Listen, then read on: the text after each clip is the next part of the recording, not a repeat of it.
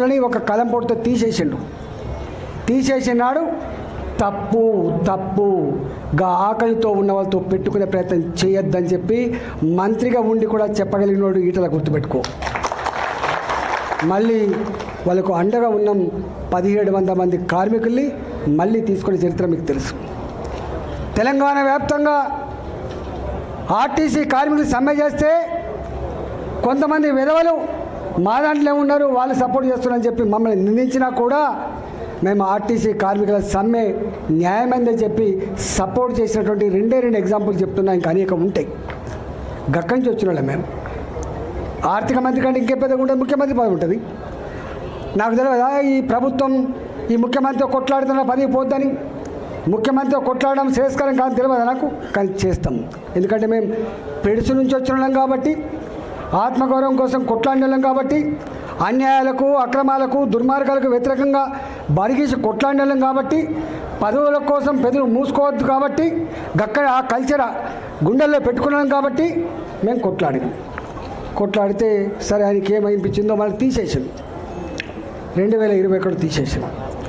2021లో తీసేసిన తర్వాత వందల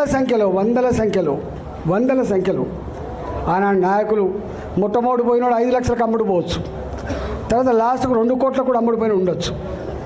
కానీ డబ్బులకు నాయకులు అమ్ముడు పోయినప్పటికి కూడా, దళిత బంధు డీడీలు ఇచ్చినప్పటికి కూడా, గొర్రెలకు డబ్బులు ఇచ్చినప్పటికి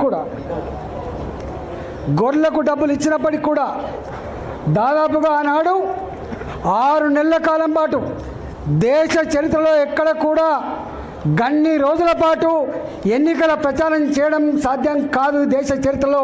కానీ సాధ్యమైంది కేవలం హుజురాబాద్కు మాత్రమే. 6 నెలలు కొట్లాడినాం.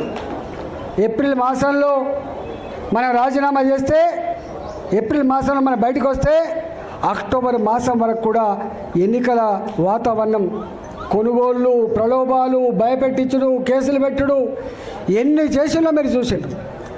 చివరికి తెలంగాణ ఆత్మగౌరవం గెలిచింది. కేసీఆర్ చెంప చెల్లు మనిపించింది. ఆనాడు యావత్ తెలంగాణ జాతిలో ఒక ఆలోచన వచ్చింది. ఓహో, ప్రలోభాలు ఉన్నప్పటికీ, డబ్బు ఖర్చు పెట్టినప్పటికీ, ఓటుకు 10,000 రూపాయలు ఇచ్చినప్పటికీ హుజురాబాద్ చూపిన చైతన్యం, హుజురాబాద్ చూపిన తెగువ చాలా గొప్పకుందని చెప్పి ప్రపంచంలో ఉన్న తెలుగు వాళ్ళందరూ కూడా కీర్తించిండ్రు 2021 ఫలితాన్ని. ఇవాళ నా మీద కుట్ర చేసిండు ముఖ్యమంత్రి ఆనాడు. నాకు నిజంగా 2021 వరకు అధికారంలో ఉన్న, ప్రతిపక్షంలో ఉన్నా కూడా నేను ఏ పని అంటే ఆ పని చేయించుకోగలిగిన. ఎందుకంటే నేను ప్రజాప్రతినిధి కాబట్టి. 2014 వరకు నేను అధికారంలో లేకపోవచ్చు, ఎమ్మెల్యేనే ఉండవచ్చు, నా పార్టీ అధికారం లేకపోవచ్చు, కానీ నా రోడ్లు ఎక్కడ ఆగలే, నా రోడ్ల నిర్మాణం ఎక్కడ ఆగలే, నా ఇళ్ళ నిర్మాణం ఎక్కడ ఆగలే, నా దగ్గర సబ్స్టేషన్ నిర్మాణం ఎక్కడ ఆగలే. నేను బాగా చెప్తా అనేది మర్యాదగా, నేను ఇక్కడ ఎమ్మెల్యేను, నా ప్రజలకి సమస్య ఉందని చెప్తే ఆనాటి సమైక్య పాలకుల ముఖ్యమంత్రులు కూడా భయంతో మాకు డబ్బులు ఇచ్చేది, భయంతో మాకు శాంక్షన్లు ఇచ్చేది. కానీ ఈ ఓడిపోయిన